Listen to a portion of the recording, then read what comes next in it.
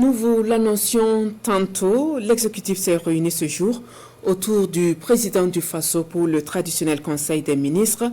Plusieurs dossiers ont été adoptés, dont le projet de décret portant initiative présidentielle pour une éducation de qualité pour tous. Vous avez d'ailleurs entendu le ministre porte-parole du gouvernement sur le sujet. L'exécutif s'est aussi penché sur la fixation des normes d'efficacité énergétique pour le compte du département en charge de l'énergie. Le point complet est fait par Mariama Tamboura. Le Conseil des ministres tant attendu se tient ce jour. L'exécutif burkinabé a plusieurs dossiers sous la main. Une nouvelle initiative présidentielle est mise en place. Elle concerne l'éducation et la formation. Il s'agit de l'initiative présidentielle pour une éducation de qualité pour tous. Elle comporte cette composante et matérialise ainsi la volonté du président du Faso d'améliorer de façon significative les conditions de l'éducation dans son ensemble. L'initiative ambitionne d'intervenir dans tous les ordres d'enseignement, depuis le préscolaire, le primaire, le post-primaire, le secondaire, le supérieur, mais aussi l'enseignement et la formation technique et professionnelle.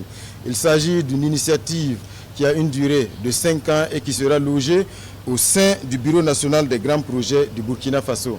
À terme, c'est une initiative qui devrait permettre de changer véritablement la forme que l'on connaissait jusqu'à présent dans la construction des établissements scolaires, ce qui va donc permettre désormais, à travers cette initiative, d'avoir des édifices à plusieurs niveaux, regroupant plusieurs ordres d'enseignement, ce qui devrait donc faciliter bien sûr l'exécution des programmes d'enseignement, avec bien sûr en bonne place l'éducation civique et patriotique. À ce conseil, le rapport d'exécution du budget au titre du premier trimestre de 2024 est adopté. Ce rapport fait ressortir des performances en termes de recouvrement autour de 95% et des niveaux d'exécution satisfaisants, ce qui implique la relecture prochaine du budget de l'État. Cela va permettre de faire des ajustements pour tenir compte de nouvelles ouvertures et des annulations des crédits et donc de rendre la gestion beaucoup plus efficace et concentrer l'essentiel des ressources sur les secteurs sociaux comme le secteur de l'éducation à travers l'initiative présidentielle pour l'éducation et également le secteur de santé à travers l'initiative présidentielle pour la santé, ce qui permettra de renforcer les plateaux techniques des structures de santé et également de renforcer la disponibilité des infrastructures en matière éducative. Comment renforcer le dispositif énergétique au Burkina Faso?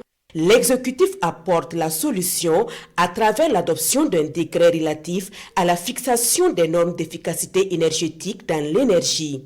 Ce décret est suivi d'un autre qui va permettre de fixer un nombre de standards et de règles permettant d'assurer non seulement la sécurité, mais également la sûreté dans l'exploitation du réseau. Pour la mise en œuvre de l'efficacité énergétique, il est escompté un certain nombre d'avantages. D'abord, à l'échelle individuelle des entreprises, il est attendu une réduction de la facture énergétique. À l'échelle de la SONABEL, il est escompté également un gain en termes d'économie pour pouvoir reporter sur d'autres consommateurs éventuellement. Et en troisième niveau, il y a une économie en termes de subventions. Comme vous le savez, l'énergie produite par la SONABEL est fortement subventionnée. Pour ce qui concerne le deuxième décret, comme vous le savez, à la faveur de la loi 014-2017, un certain nombre d'acteurs sont dans le secteur de l'électricité, notamment dans le maillon production. Donc, compte tenu de cette pluralité, il était bon qu'on puisse fixer un ensemble de règles au niveau de l'exploitation du réseau électrique national.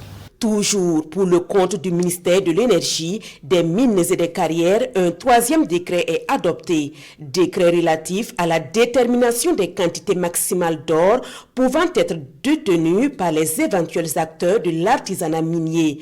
Un texte qui devrait permettre aux différents acteurs de pouvoir circuler librement à l'intérieur du pays.